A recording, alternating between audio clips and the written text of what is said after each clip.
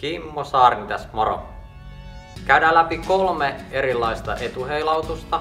Mikään niistä ei ole se ainut oikea tapa tehdä heilautus, mikään niistä ei ole väärä tapa tehdä etuheilautus.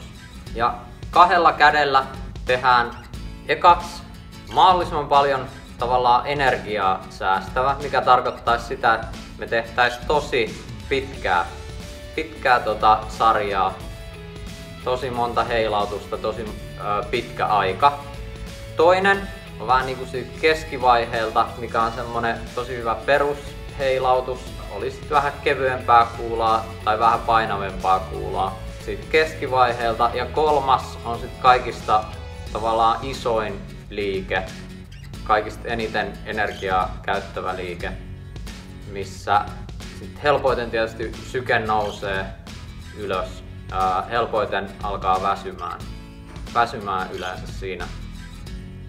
siinä heilautuksessa. Ja mä suosittelen, että jos harjoittelet oikein hyväksi yhden etuheilautustekniikan, niin harjoittele ensimmäisen se keskimmäinen. Tiedostaen teet aina tietyllä tekniikalla, älä lähde vaan tekemään etuheilautusta ja sä et oikein tiedä mikä noista 3 tai joku välimuoto siellä. Eli tietäisit mitä omassa kropassa tapahtuu ja minkälaista liikettä se sinne tarkoituksella haet. Eli käydään liikkeet läpi. Ensimmäisenä keinuheilautus. Nimensä mukaisesti siinä keinahdetaan kuulan mukana, mikä tekee liikkeestä taloudellisemman. 2 juttua erottaa sen basic heilautuksesta. Eli kuulan tullessa alas sinne taka-asentoon, niin me viedään selvästi paino kantapäälle, jolloin varpaat nousee ylös. Toinen, kun viedään kuula sinne taka-asentoon alas, niin meidän polvet, jalat käy siinä suorana. Eli tää myötäilee sitä liikettä silleen, että meidän on tosiaan mahdollista tehdä pidempiä sarjoja vähän painavemmallakin kuulalla.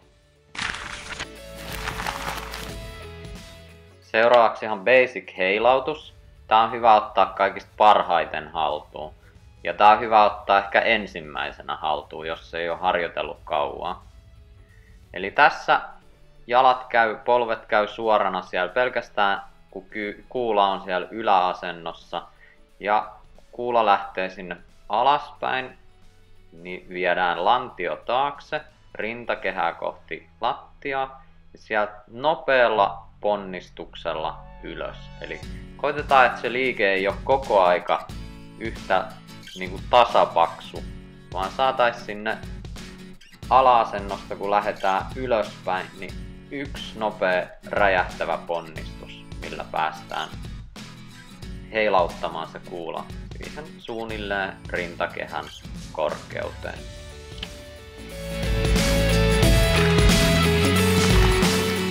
Kolmantena liikkeenä heilautetaan kuula matalalta korkealle. Eli tää on kaikista eniten sykettä nostava liike ja kaikista raskain liike tehdä pitkän aikaa. Huomaa, että kuulan tullessa tonne ala-asentoon, niin se hipoo melkein lattiaa. Eli 2 aikaisemmassa heilautuksessa kuula on ollut paljon lähempänä omaa lantioa. Nyt mennään enemmän kyykynomaiseen asentoon. Kuula tulee selvästi alemmaksi ja sieltä räjähtävällä liikkeellä ponnistetaan se niin, että se jatkaa matkaansa tonne ihan pään yläpuolelle. Nyt ei ole tarkoitus yrittää nostaa sitä käsillä sinne pään yläpuolelle, vaan tosiaan tehdä sen verran räjähtävä liike sieltä alhaalta, että se jatkaa omalla painollaan tonne ylös. Ja tää tekee siitä liikkeestä raskaimman. Muistithan tykätä Movement Worldin Facebook-sivuista.